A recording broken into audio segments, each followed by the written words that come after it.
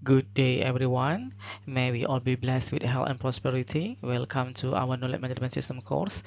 In this session, we'll learn about Knowledge Management System presentations. I'm Leonard Jyoti Abdullah and I'll be your lecturer for this session. Alright, let's get started. Assalamualaikum warahmatullahi wabarakatuh. Selamat siang. Salam sehat dan sejahtera buat kita semua. Selamat datang rekan-rekan mahasiswa yang saya cintai dan banggakan dimanapun Anda berada. Semoga selalu dalam keadaan sehat walafiat dan dalam lindungan Allah Subhanahu wa Ta'ala. Amin ya Rabbal Alamin.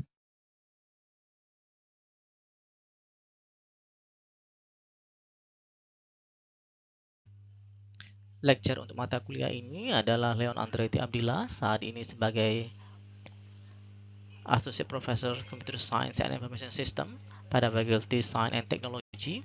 Kemudian juga bertugas sebagai asesor, reviewer, research fellow, dan editor, asesor BKD di Kemdikbud, kemudian reviewer di Kemdikbud, research fellow INTI International University Malaysia, serta research fellow Tsinghua University Taiwan, dan menjadi editor pada sejumlah international journal dan conference.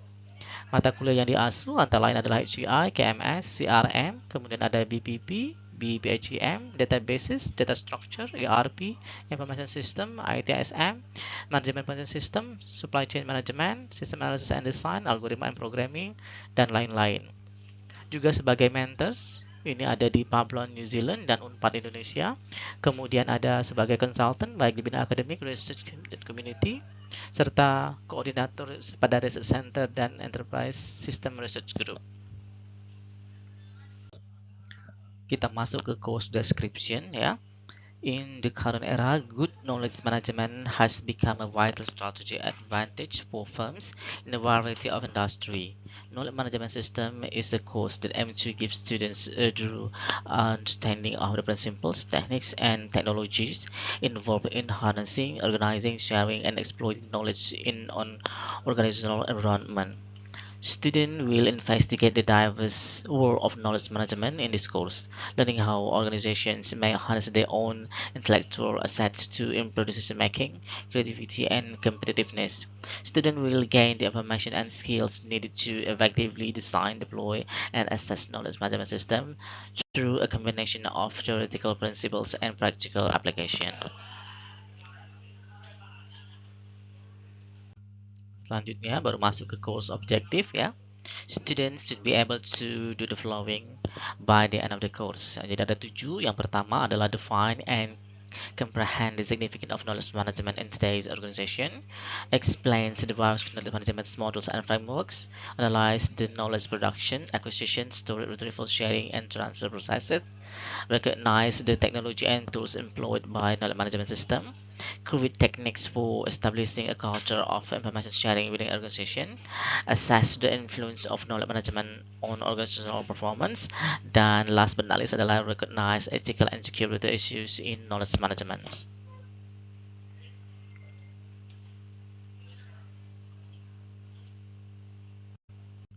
Oke, sekarang masuk ke course expectation. Yang pertama adalah attendance dan enrollment. Jadi mahasiswa diharapkan secara reguler itu hadir ya, bisa secara offline ataupun online, termasuk juga dalam diskusi, dalam forum, serta kegiatan berkelompok. Yang kedua adalah task and assignment. Jadi selama perkuliahan Anda akan mendapati sejumlah tugas-tugas, bisa juga kuis, ujian untuk menilai seberapa capaian pemahaman Anda terhadap konten mata kuliah ini. Kemudian ada juga group project. Mahasiswa diminta untuk bekerja secara kolaboratif ya, berkelompok untuk mengaplikasikan knowledge management principle ke dunia nyata yang mungkin ditemui. Yang keempat adalah reading and resources. Nanti kita akan berikan sejumlah recommended reading and resources. Jadi diharapkan Anda mempelajari materi-materi tersebut sehingga dapat meningkatkan pemahaman dari subjek ini. Selanjutnya perlu diperhatikan juga regular office hours ya. Jadi kalau mau bertanya, konsultasi itu fokus pada jam kerja ya. Jadi saya meminimalkan kontak di luar jam kerja. Kemudian harus bersikap profesional respectful ya, baik terhadap karyawan ya, dosen, rekan-rekan dan lain sebagainya. Kemudian communication juga penting ya. Jadi kalau mau bertanya itu harus jelas dan usahakan pada waktunya. Kemudian yang kedelapan adalah ethical conduct. It is critical to maintain academic and ethical integrity. Termasuk juga nanti ada kita harus menghindari yang namanya plagiarism dan juga cheating ya, baik pada saat belajar, tugas ataupun ujian. Kemudian tak lupa adalah feedback. You will receive constructive feedback on your assignment and project to help you improve your understanding and performance.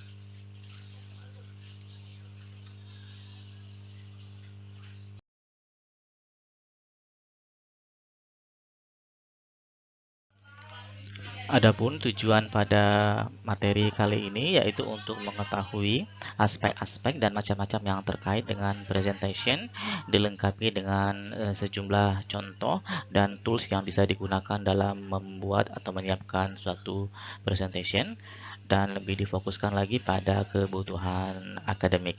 Bisa dipakai untuk mahasiswa S1, S2, S3, dan yang terkait. Adapun agenda pada pertemuan kali ini dibagi menjadi 5, dimulai dengan preparing presentation atau persiapan presentasi.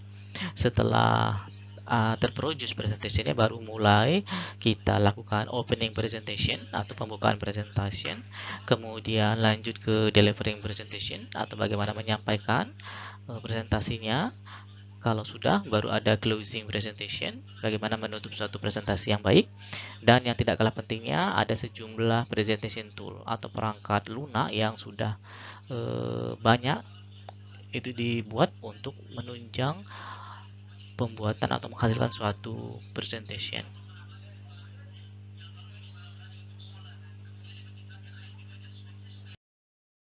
This meeting showcases student presentations on knowledge management systems, KMS, emphasizing practical understanding and real-world relevance.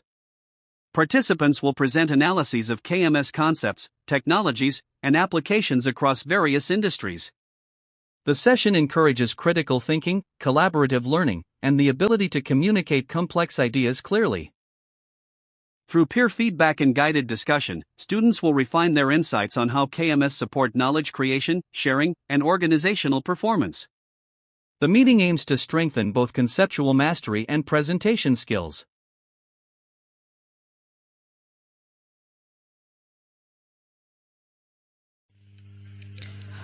Mari kita mulai ya.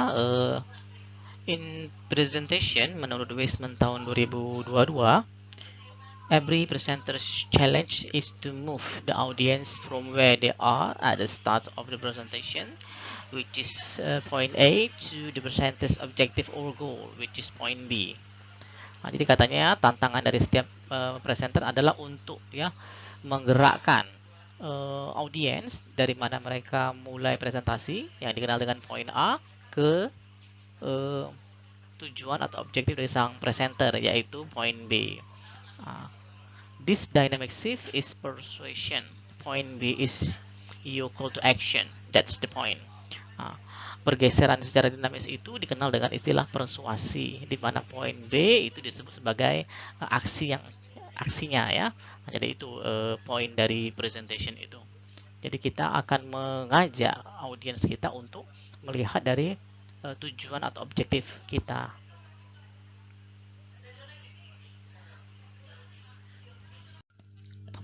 Selanjutnya ya, presenting is a fundamentally different form of communication than writing. Jadi presentasi itu secara fundamental dia bentuk yang berbeda dari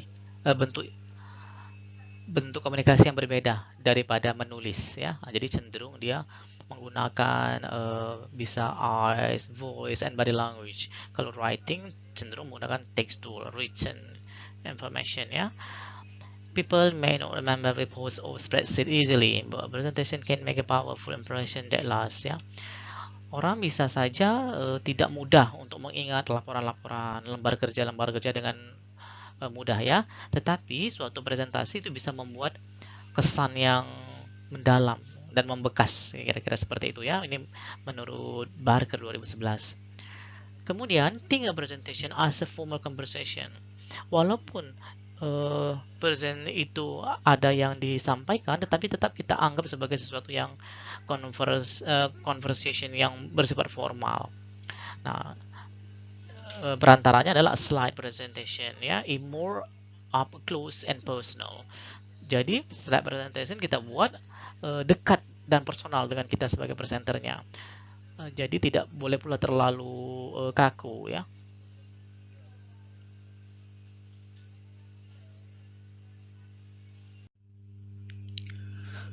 Presentation ini kata Gallo tahun 2010 ya.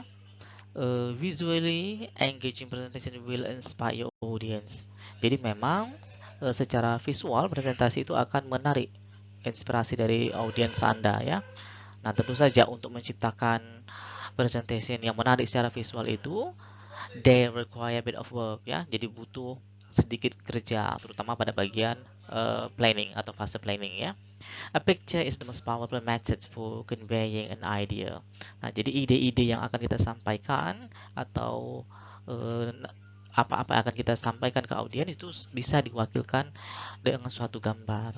Jadi harus bisa memilih gambar, logo, image, grafik yang dapat merepresentasikan hasil atau ide yang akan kita sampaikan kepada pendengar kita.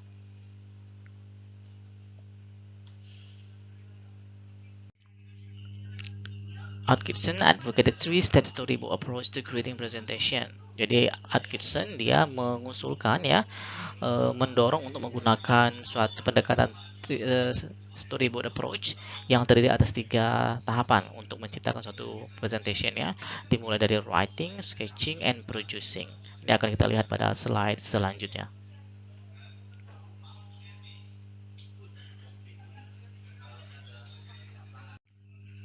Three-step storyboard approach. Jadi pada pendekatan storyboard yang terdiri atas 3 langkah, dimulai dari writing ya. Writing ini berisi script atau story yang akan kita desain untuk presentation kita. Setelah ada story-nya, barulah langkah kedua masuk ke sketching ya. Di sini berisi desain mulai dari fontnya, warnanya, background sampai ke slide transition. Selanjutnya, apabila selesai sketching, baru masuk fase terakhir 3, yaitu producing. Di sini mulai menghasilkan presentation slide dengan bantuan dari presentation software yang nanti akan dijelaskan.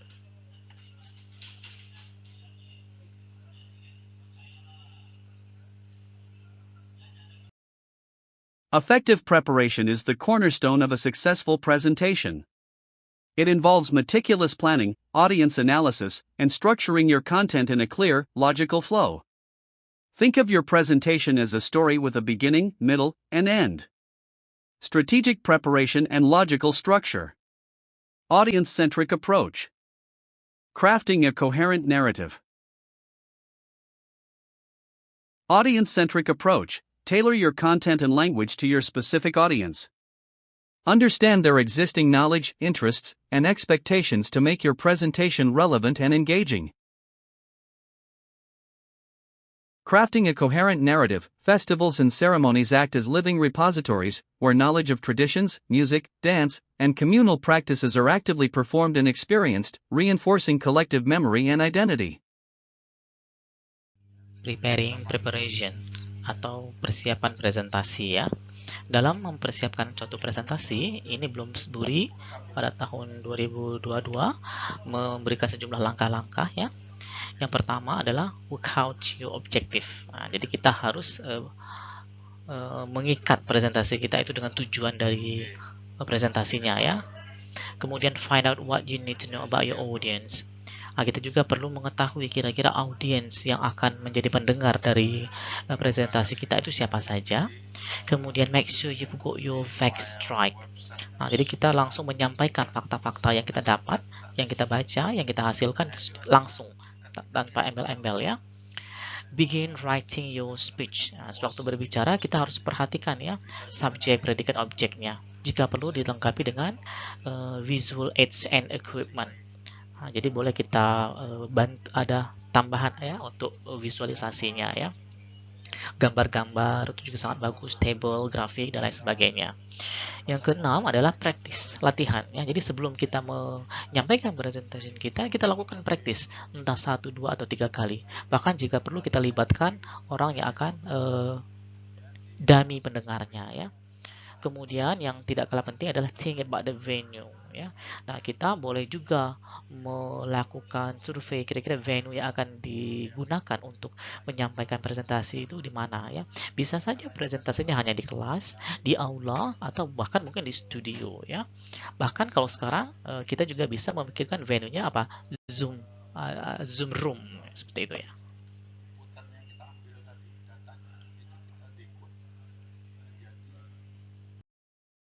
Your introduction is your first opportunity to engage your audience and establish credibility.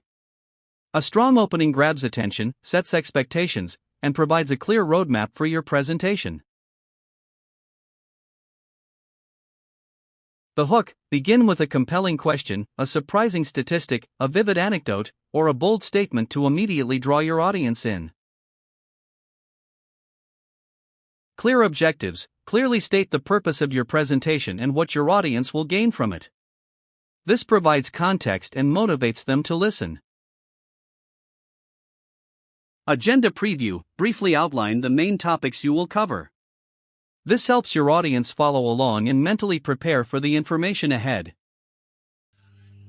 Sewaktu opening presentation, kita bisa melakukan sejumlah hal sebagai berikut. Yang pertama misalnya, reading the title of paper and or giving a self-introduction, seperti name and affiliation. Jadi boleh kita baca judul dari paper dan memberikan perkenalan diri ya. Setidak-tidaknya nama dan affiliation. Tapi singkat dan padat saja. Yang kedua, immediately explaining the research framework. Example, for the past 2 years we have been observing.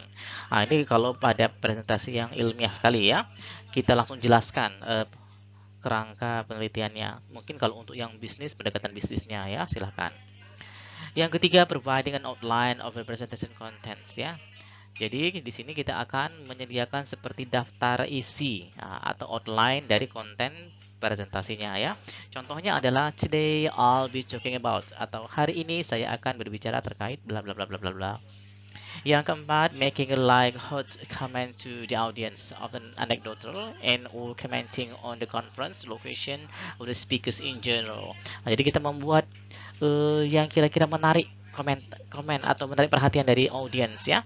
Bisa anekdot atau bisa juga berkomentar terkait dengan conference lokasi atau hal-hal lainnya yang secara umum ya. Misalnya, this is my first time to visit Seoul and I'm very happy to be here. Jadi ini pertama kali saya mengunjungi Seoul dan saya sangat senang di sini. Nah, ini misalnya contoh pembawaan conference yang ada di Korea Selatan, di kota Seoul ya. Kemudian bisa juga ditambahkan dengan dealing with technical or audio problem. Jadi kita sedikit ngetes ya.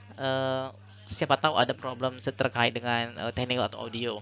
Misalnya, can you hear my voice? Nah, itu ya. Atau kalau sekarang ditambahkan, kira-kira slide-nya udah muncul belum? Nah, itu yang seperti itu juga boleh ditambahkan.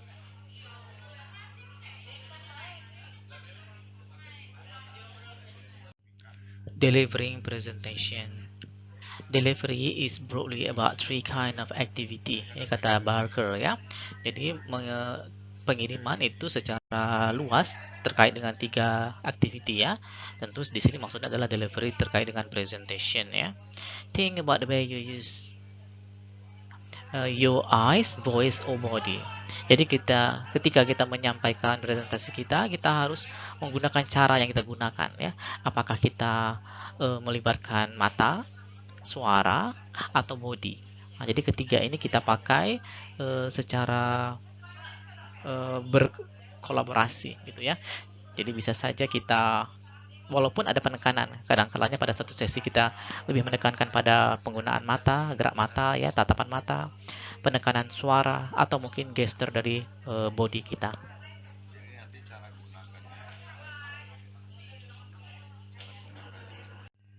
Selanjutnya adalah delivering presentation atau menyampaikan presentasi ya. Presentasi yang kali ini adalah delivery in person presentation atau presentasi disampaikan in person secara langsung ya. Jadi yang perlu diperhatikan adalah look at the structures of your presentation. Jadi kita harus melihat bagaimana struktur dari presentasi kita. Kemudian think about your posture and delivery. Kita harus juga memperhatikan bagaimana postur dan delivery kita ya. Dilanjutkan dengan answer any question. Apabila muncul pertanyaan harus kita jawab. Walaupun mungkin kadang-kadang belum tentu jawabannya itu memuaskan dari semua pihak ya. Pertanyaan bisa diberikan kapan saja, tapi cenderung biasanya menjelang akhir presentation, atau bisa juga pada suatu presentasi yang kita pilah-pilah menjadi beberapa section ya. Kemudian yang tidak kalah penting adalah make a dignified exit. Jadi exitnya itu yang bagus ya, yang menarik, yang berkesan.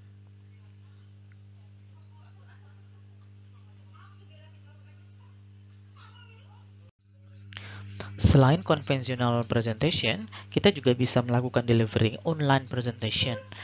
Contohnya pada masa pandemi yang mewabah melanda dunia tahun 2001 sampai awal-awal 2022, banyak kegiatan dilakukan secara online atau distance ya.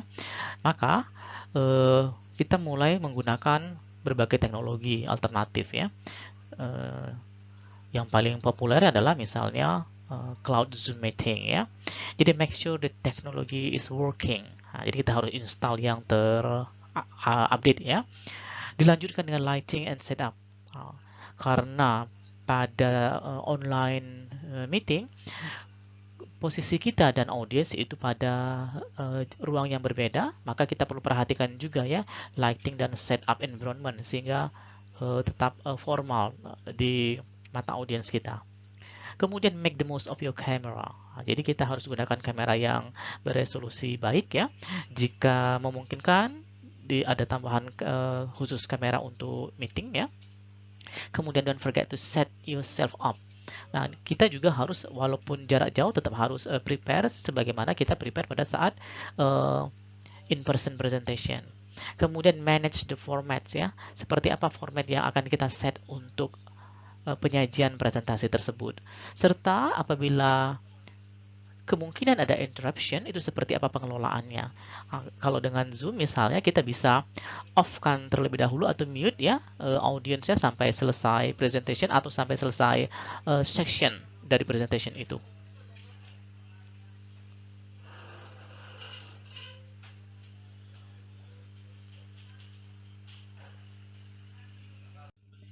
Delivering presentation.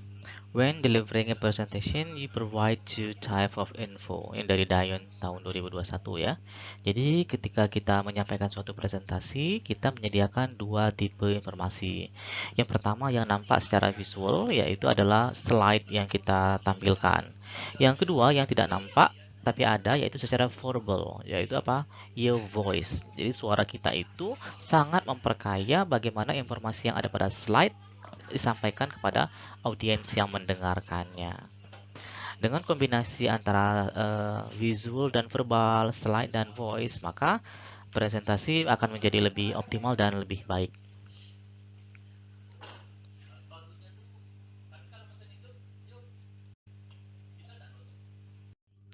Ketika delivering presentation, untuk slide presentation, ini perlu memperhatikan font ya. Jadi yang pertama, yaitu use as little text as possible. Gunakan sedikit mungkin teksnya ya. The text should be provided by your voice, not by your slides.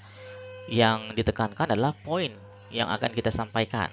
Penjelasannya itu diberikan melalui voice kita ya, atau suara kita. If you do include some text, stick to keywords and make sure you only introduce this text as you talk about it. Kalau kalian melibatkan sejumlah teks, bisa kita ambil ya keyword penting dari slide yang akan disampaikan, dan pastikan bahwa kita hanya memperkenalkan teks tersebut apabila memang kita sedang bicara tentang hal yang terkait keyword tersebut.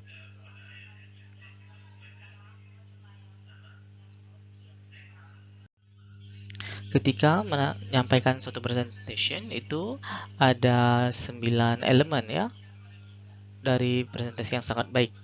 Yang pertama, kita adakan yang namanya headlines ya. Nah, ini juga penting karena headline ini akan menjadi daya tarik utama ketika orang akan menyaksikan presentasi kita. Kemudian ada passion statement, pernyataan passion kita sehingga orang tahu, oh kira-kira seperti ini arah dari presentasi ini. Kemudian, nah ini merujuk ke Steve Jobs ya, three key messages ya, jadi ada 3 pesan kunci yang akan disampaikan, kita ringkas. Kemudian ada metaphors and analogy, itu bagaimana ada slide perubahan dan bisa juga kita adakan analogi ya untuk beberapa kondisi. Bisa juga dilengkapi dengan demonstration, terutama kalau ada produk atau coding yang dikerjakan ya. Kemudian juga boleh kita munculkan partner kita, apakah itu dalam penelitian atau dalam kegiatan sehingga presentasinya lebih meyakinkan ya. Bahkan lebih lengkap lagi, boleh ditambahkan customer evidence and third party endorsement. Selanjutnya yang juga semakin menarik akhir-akhir ini adalah video clips. Nah, jadi ada beberapa presentation itu dilengkapi dengan video clips, entah itu di awal, di tengah, atau di akhir. Usahakan jangan terlalu panjang video clipsnya, filenya juga jangan terlalu berat karena bisa mengacaukan sebelum presentasi ya kalau dia terlalu banyak, terlalu panjang, atau terlalu berat. Selanjutnya boleh juga dilengkapi dengan yang namanya ada flip charts, kemudian props, and show and tell. Nah, ini adalah 9 elemen yang dapat kita pakai dalam membangun suatu great presentation.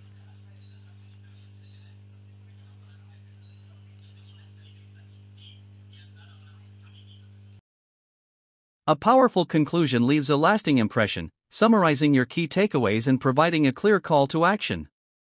It's your final opportunity to solidify your message. Lanjut ke closing presentation ya. Jadi setelah presentation selesai dipaparkan, ada beberapa hal yang perlu dilakukan. Yang pertama misalnya repeat or rephrase or question. Nah, jadi biasanya kalau sudah ditutup, kita akan mencoba menjawab beberapa pertanyaan dari audiens. Caranya kita repeat dan sedikit di-paraphrase semua pertanyaan.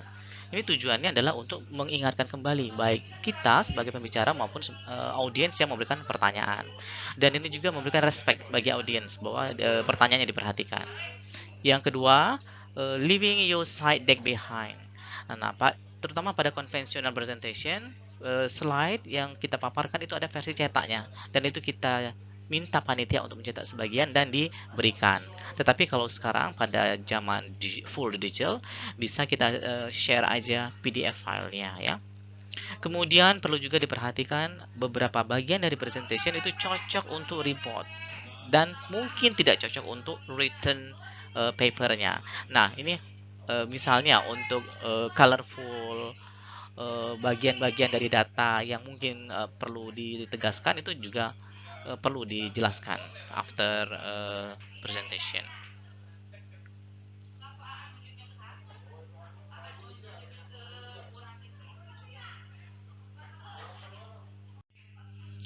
Salah satu contoh presentation yang paling memukau ya, banyak dijadikan contoh adalah Steve Jobs presentation ya. Jadi Steve Jobs ini merupakan pendiri dari Apple, perusahaan yang sangat bernilai saat ini ya. Dia menerapkan Aristotle's classic 5-point plan to create a persuasive argument gitu ya. Yang pertama, deliver a story or statement that arouse the audience interest. Jadi kita berikan suatu cerita singkat atau statement ya yang dapat memicu minat dari penggemarnya atau audiens kita. Pose the problem or question that has to be solved or answers. Kemudian tampilkan masalah atau suatu pertanyaan ya yang akan bisa diselesaikan atau dijawab. Kemudian offer a solution to the problem you raise. Tawarkan solusi terhadap masalah yang dimunculkan ya. Kemudian baru describe specific benefits for adopting the course of action set forth in your solution. Manfaat apa yang akan didapatkan ya? Kalau sudah baru state the call to action. Ya, dia baru lakukan aksinya ya.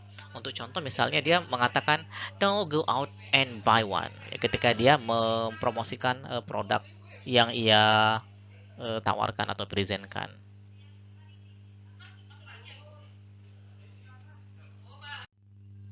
idea for others ya.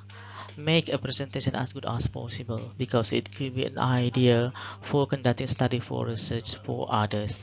Jadi kita harus bisa membuat presentasi sebaik mungkin karena bisa saja presentasi yang kita bawakan tadi menjadi ide bagi pelaksanaan studi atau penelitian-penelitian untuk orang lain. Hal ini juga dapat meningkatkan recognition atau citasi terhadap hasil kerja kita.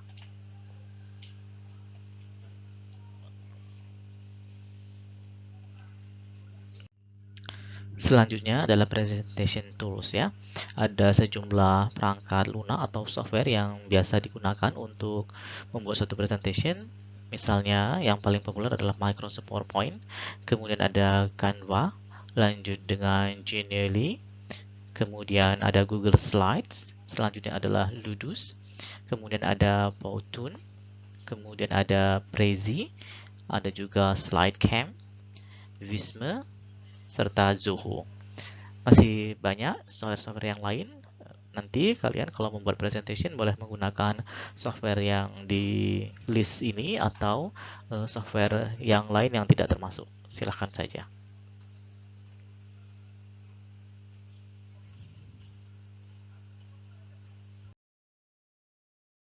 Microsoft PowerPoint, industry standard with rich features and extensive template libraries.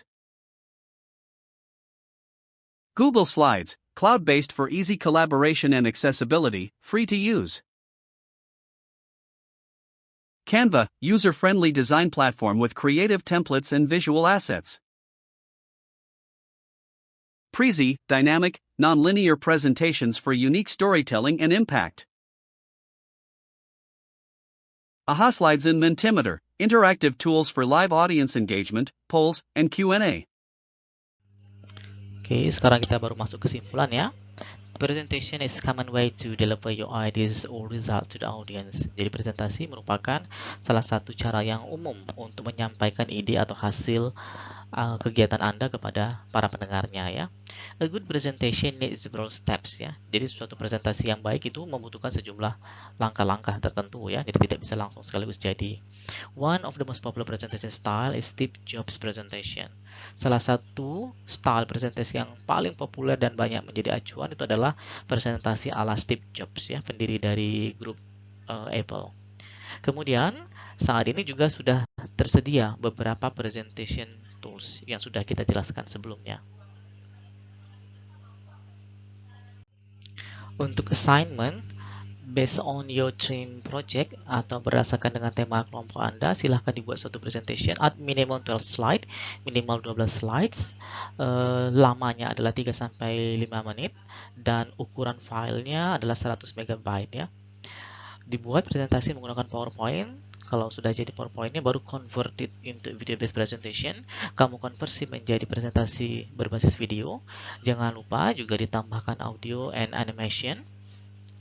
Kemudian disimpan di Dropbox. Setelah ada URL dari Dropbox-nya, paste URL-nya itu ke submitted URL. Oke, semoga berhasil. Jangan lupa presentasinya dibuat sebaik dan sebagus mungkin. Oke, berikut sejumlah referensi yang digunakan dalam materi presentasi kali ini.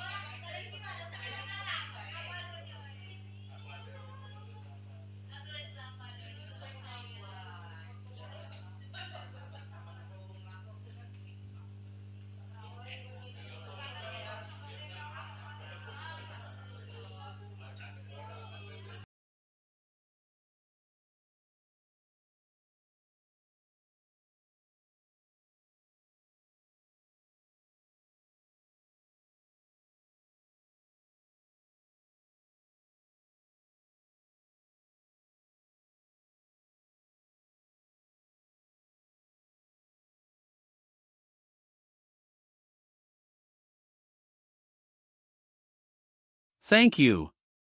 Don't forget to watch, like, comment, share, and subscribe at Leon Abdillah. See you again.